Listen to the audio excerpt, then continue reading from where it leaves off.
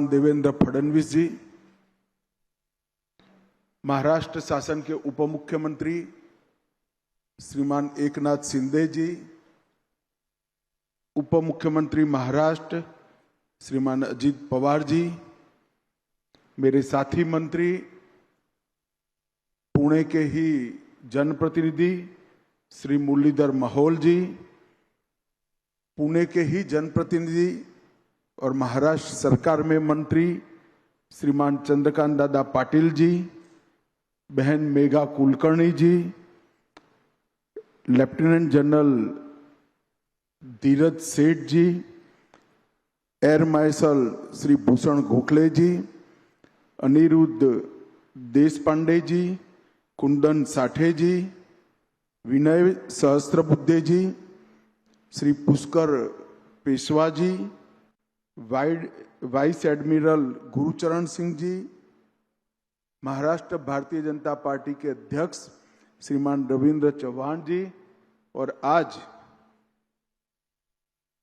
बाजीराव पेशवा की वीर मूर्ति को प्रस्थापित करते हुए देखने के लिए आए हुए सभी भाइयों बहनों को मेरा नमस्कार। मैं पुणे की धरती पर खड़ा हूं। सबसे पहले जिन्होंने गुलामी की काल रात्रि में एक आशा का किरण जगाया और हिंदवी स्वराज की स्थापना करी, वो महान छत्रपति शिवाजी महाराज को प्रणाम कर कर मैं मेरी बात की शुरुआत करता हूं। पुणे की भूमि एक प्रकार से स्वराज के संस्कार का उद्गम स्थान है। 17वीं शताब्दी में भी यहीं से स्वराज की आलेख तंजावुर से अटक तक, अटक से कटक तक पहुंची, और जब अंग्रेजों के सामने फिर से एक बार स्वराज के लिए जनता को लड़ने का समय आया, तब सबसे पहला सिंह गर्जना तिलक महाराज ने की, स्वराज मेरा जन्मसिद्ध अधिकार है। और वीर सावरकर ने यही महाराष्ट्र की भूमि से एक ऐसा उदाहरण प्रस्तुत किया कि एक व्यक्ति अपने जीवन में अपने देश के लिए कितना कर सकता है, ये उदाहरण प्रस्तुत करने का काम वीर सावरकर ने किया। और मालूम नहीं एनडीए का मूल स्थापना हुआ होगा तब क्या सोचकर यहां बनाया होगा। कहते हैं कि यहां टेम्परेचर और वातावरण बहुत अच्छा था इसलिए बनाया होगा, मगर अंग्रेजों को मालूम नहीं था कि एक ऐसी जगह पे वो नींव डालने जा रहे हैं जो आने वाले 1 सदी तक भारत की सुरक्षा का संस्थान बनेगा। वो आज हमारा एनडीए।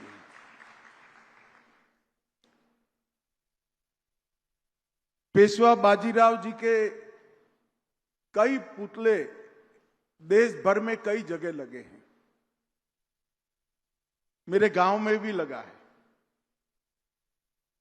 परंतु मैं मानता हूं कि पेशवा बाजीराव का एक स्मारक बनाने की सबसे उचित जगह अगर कोई है तो एनडीए पुणे की एकेडमी,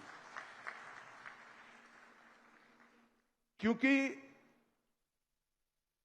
जहां से आने वाले समय के देश की तीनों सेनाओं के सूत्रधार जहां प्रशिक्षित होकर निकलते हैं, वहां बाजीराव पेशवा की मूर्ति लगना और श्रीमंत बाजीराव के मूर्ति से प्रेरणा लेकर उनके जीवन कवन को अभ्यास कर कर अगर हमारे भविष्य के सेनानी जाते हैं तो मुझे विश्वास है कि कई सालों तक भारत की सीमाओं को कोई छूने का साहस नहीं कर सकता। मैं यहां आने वाला था, कार्यक्रम घोषित हो चुका था। कल कुछ पत्रकार मित्रों के साथ वैसे ही बैठना हुआ, तो उन्होंने कहा कि अमित भाई, आप पुणे स्पेशल एक कार्यक्रम के लिए जा रहे हैं और श्रीमंत बाजीराव के पुतले के अनावरण के लिए जा रहे हैं, मगर मुझे एक बात बताइए कि आज की युद्ध की पद्धति, जहां एनडीए में हमारे सेनानी तैयार हो रहे हैं, और बाजीराव पेशवा के समय की युद्ध की पद्धति, ये दोनों के बीच में क्या रिलेशन बचा होगा? मैंने बहुत सरलता से उनको जवाब दिया, युद्ध की कला के कुछ नियम जो होते हैं वो कालबाह्य नहीं होते हैं, वो एटर्नल होते हैं। युद्ध में व्यूह रचना का महत्व, युद्ध में त्वरा का महत्व, युद्ध में समर्पण का भाव, युद्ध में देशभक्ति का भाव, और सबसे बड़ी बात, युद्ध में बलिदान का भाव, वो ही सेनाओं को विजय दिलाता है। हथियार बदलते रहते हैं, और अगर ये सभी गुणों का सबसे उत्कृष्ट उदाहरण 500 साल के भारतीय इतिहास में कहीं पर ढूंढना है, तो मैं इतिहास के विद्यार्थी के नाते बेझिझक कह सकता हूं, वो केवल बाजीराव पेशवा में, श्रीमंत बाजीराव पेशवा में ही मिल सकता है। 19 साल के उम्र में साहू जी महाराज ने किस तरह से उनको सिलेक्ट किया होगा मुझे मालूम नहीं, क्या काफी सारी चुनौतियां थी उसमें। साहू जी महाराज की माताजी खुद अभी अभी बाहर आई थी, और जब उन्होंने श्रीमंत बाजीराव को पेशवा बनाने का निर्णय किया, उसके बाद 20 साल में 41 युद्ध लड़े और एक भी नहीं हारा। ये रिकॉर्ड कोई सेनापति का नहीं हो सकता। एक साल के 2 युद्ध, और हमें मालूम है कि उस जमाने में बारिश के 4 माह युद्ध नहीं होते थे, तो बचे हुए 8 माह के अंदर 2 युद्ध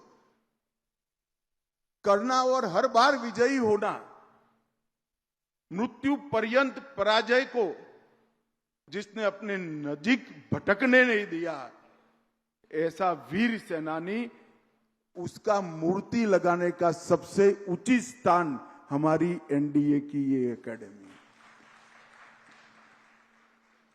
शिवाजी महाराज ने जब स्वराज की कल्पना की होगी, उस वक्त के भारत की भूगोल और भारत के उस वक्त के साम्राज्यों का इतिहास जो देखता होगा, वो समझ पाता होगा कि एक 12 साल के बच्चे ने कैसे स्वराज शब्द सोचा भी होगा। आदिल शाही, कुतुब शाही, बरीद शाही, निजाम शाही और इमाद शाही, पूरा दक्षिण भारत इनकी नागचूड़ से पीड़ित था, और उत्तर पूरा मुगलों के अधीन था। उस वक्त 12 साल का एक बालक देश को स्वतंत्र कराने की कल्पना करे और अपने एक छोटे से जीवन काल के अंदर ही हिंदवी स्वराज का स्थापना करने का काम करे, ये अकल्पनीय पराक्रम था। मगर शिवाजी महाराज ने सिर्फ हिंदवी स्वराज की स्थापना नहीं की, महाराष्ट्र भर के किशोरों के मन में, बालकों के मन में, युवाओं के मन में स्वराज के संस्कार भरने का काम किया। और जब शिवाजी महाराज नहीं रहे, तब धर्मवीर संभाजी महाराज, वीर ताराबाई, धनोजी, संतोजी, कई सारे लोगों ने शिवाजी महाराज की परंपरा को आगे बढ़ाया और स्वराज की ज्योत को बुझने नहीं दिया। मगर जब साहू जी महाराज मुगलों की कैद से मुक्त होकर आए और जब मराठी साम्राज्य के दो टुकड़े हो गए, सब लोग मानते थे अब शायद कठिन होगा। और उसी वक्त पहले बालाजी विश्वनाथ और फिर श्रीमंत बाजीराव ने पेशवा बनकर शिवाजी महाराज की स्वराज की मशाल को आगे बढ़ाया। और श्रीमंत बाजीराव के मृत्यु के 10 साल के अंदर ही तांजावुर से अफगानिस्तान तक, अफगानिस्तान से बंगाल होते हुए कटक तक एक विराट हिंदवी साम्राज्य की स्थापना, जो शिवाजी महाराज का कल्पना था, वो करने का काम किया। और इसीलिए कई लोग कहते हैं अगर ये स्वतंत्रता की लड़ाई शिवाजी महाराज ने जो शुरू की और पेशवाओं ने 100 साल तक चलाई, वो अगर न लड़ी गई होती तो आज भारत का मूल स्वरूप बचा ही न होता। इन्होंने अपने जीवन में कई सारे युद्ध ऐसे लड़े जिसमें पराजय निश्चित मानी जाती थी। उन्होंने अपनी त्वरा से, अपने रण कौशल से, रणनीति से और वीर साथियों की मदद से बाजीराव पेशवा ने कई हारे हुए युद्धों को जीत में परिवर्तित किया। और पालखेड़ की विजय को अगर कोई ध्यान से पढ़ेगा तो मालूम पड़ेगा कि निजाम के सामने यह विजय अकल्पनीय विजय थी। मगर जरा भी रुके बगैर, जरा भी थके बगैर, हर जगह जहां जहां गुलामी की निशानी थी वो ध्वस्त कर कर स्वतंत्रता का दीप प्रगटाने की शुरुआत श्रीमंत बाजीराव ने की और सफल भी हुए। कई सारे युद्ध कौशल के अभ्यासु देश और विदेश के सेनानियों ने उनके युद्ध कौशल के लिए ढेर सारी बातें करी हैं। मगर सिर्फ युद्ध कौशल की बात नहीं है। जैसा मैंने कहा, बुंदेलखंड तक, गुजरात तक, तंजावुर तक, मध्य प्रदेश तक, ये सारी स्थान से स्वराज की लौ जलाने के बाद वहां पर इंदौर में होलकर, ग्वालियर में सिंधिया, धार में पवार, बड़ौदा में गायकवाड़, गोविंद पंत को बुंदेलखंड में, हर जगह चिमना जी का सहयोग लेकर प्रशासन को भी प्रस्थापित करने का काम किया। और एक लंबे समय तक आजादी की लौ जलती रहे, इस प्रकार का काम उन्होंने किया। और मैं तो कलाकारों का बहुत धन्यवाद करना चाहूंगा कि उन्होंने बाजीराव पेशवा की इस प्रतिमा को अश्वारूढ़ बनाया है। जदुनाथ सरकार ने बाजीराव पेशवा के लिए काफी कुछ लिखा है, मगर एक वाक्य मैं कभी नहीं भूल सकता। उन्होंने कहा, कभी भी किसी व्यक्ति का जन्म घोड़े के साथ नहीं होता। बाजीराव एकमात्र व्यक्ति ऐसा है जिसका जन्म ही घोड़े के साथ हुआ। पूरा 20 साल का कालखंड उनको घोड़े से नीचे उतरते हुए किसी ने नहीं देखा। शनिवारवाड़ा का निर्माण, जल प्रबंधन, कई सारी कुरीतियों के खिलाफ लड़ाई और बहुत अच्छे एडमिनिस्ट्रेटर के भी बचे हुए कालखंड में, पूरा जीवन तो युद्ध में गया, जो 4 माह बचता था उसमें भी उन्होंने कई सारे सुधार के काम भी किए। और मित्रों, मैंने ढेर सारे ईस्वीसन 1500 के बाद हुए युद्धों को बहुत डिटेल पढ़ा है। मैंने कहीं पर भी ऐसी सेना का वर्णन नहीं सुना जिसमें 1 सिपाही और 3 घोड़े की व्यवस्था थी। हर जगह पर घुड़सवार होते थे, 1 घोड़ा और 1 सिपाही। श्रीमंत बाजीराव की सेना में 1 सिपाही पर 3 घोड़े होते थे। घोड़ा थकता था, आराम करता था, सिपाही आगे बढ़ता रहता था और आश्चर्यजनक रीत से बिजली की तरह दुश्मनों पे वो टूट पड़ते थे। उनकी त्वरा से अच्छे अच्छे पराजित हुए। मैं सोच ही नहीं सकता कितनी विकट परिस्थितियों में इतने फैले हुए मकड़ जाल को भेद कर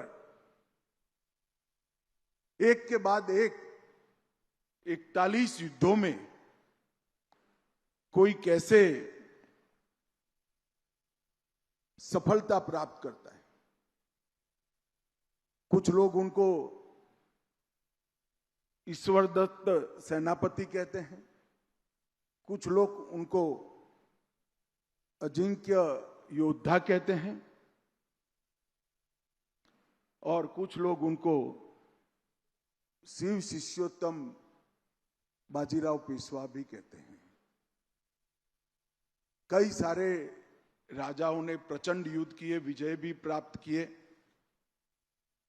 मगर बाजीराव पेशवा के सभी युद्धों में एक बात विशेष थी, वो अपने लिए नहीं लड़ रहे थे, वो देश के और स्वराज के लिए लड़ रहे थे, क्योंकि वो तो पंत प्रधान थे। उन्होंने कभी भी छत्रपति के साथ, अंग्रेजों ने इतिहास को विकृत करने का बहुत प्रयास किया, मगर आजीवन इतना पराक्रम, इतनी बड़ी शक्ति होने के बावजूद वो पेशवा ही रहे। हर युद्ध मातृभूमि के लिए, हर युद्ध धर्म के लिए, हर युद्ध स्वराज के लिए लड़ा और अपने 40 साल के जीवन में एक ऐसा अमर इतिहास लिखने का काम किया जो आने वाले कई सदियों तक कोई और लिख न पाए, ऐसा अमर इतिहास लिखने का काम किया। श्रीमंत बाजीराव की वीरता और महानता को वर्णन करने के लिए मेरे पास शब्द नहीं है, मगर मेरे जीवन में कभी भी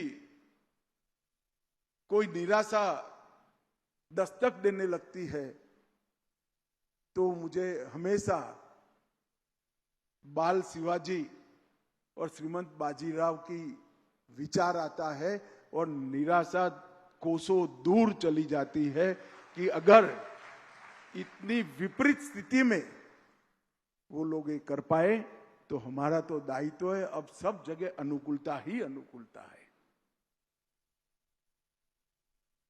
शिवाजी महाराज की कल्पना का भारत बनाने की जिम्मेदारी 140 करोड़ भारतीयों की है। स्वराज के लिए जब संघर्ष करने का समय था तब संघर्ष किया, स्वराज को टिकाने के लिए भी संघर्ष करने की जरूरत पड़ेगी। हमारी सेना और हमारा नेतृत्व जरूर करेगा।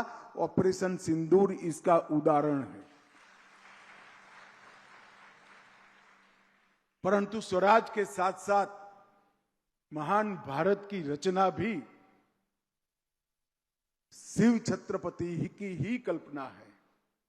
एक ऐसे भारत की रचना जो आजादी की शताब्दी जब मनाए तब 2047 में हर क्षेत्र के अंदर समग्र विश्व में हर क्षेत्र में हम सर्वप्रथम हो, ऐसे भारत की रचना करना ये हम सबका जीवन लक्ष्य होना चाहिए।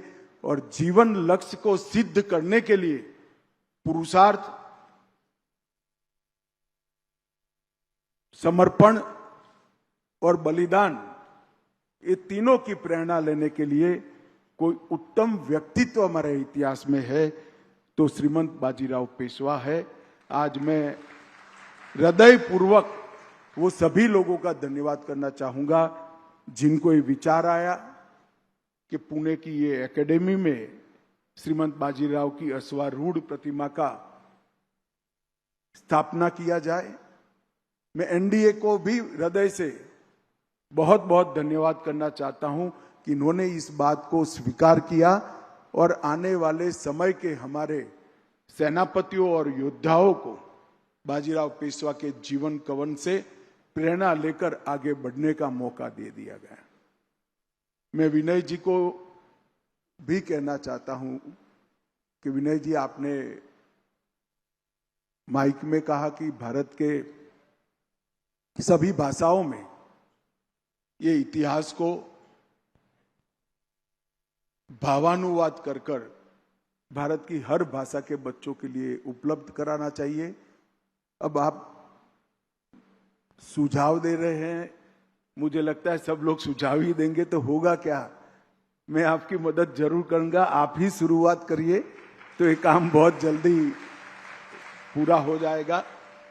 मोदी जी ने विकास भी और विरासत भी, ये सूत्र जो दिया है वो इसीलिए दिया है कि हमारे हजारों साल पुरानी संस्कृति में कई ऐसे व्यक्तित्व हुए हैं जो हजारों साल तक हमें प्रेरणा दे सकते हैं। वो इतिहास को हमारे युवाओं के लिए, हमारे योद्धाओं के लिए उपलब्ध कराना ये बहुत जरूरी है।